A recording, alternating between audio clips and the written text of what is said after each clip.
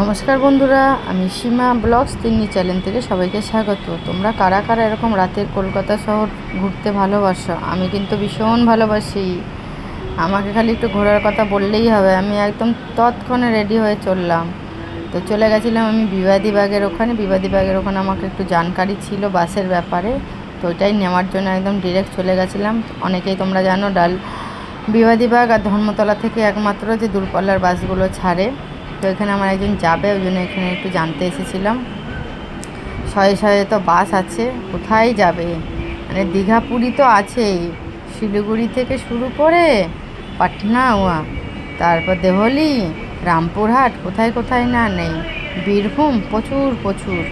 তো এটা নিয়ে আমি এখানে মানে কাজটা আমার হয়ে গেছে, আমার যেটা দরকার ছিল সেই কাজটা মিটে গেছে। আমি সোজা চলে যাচ্ছিলাম ডালহৌসির দিকে।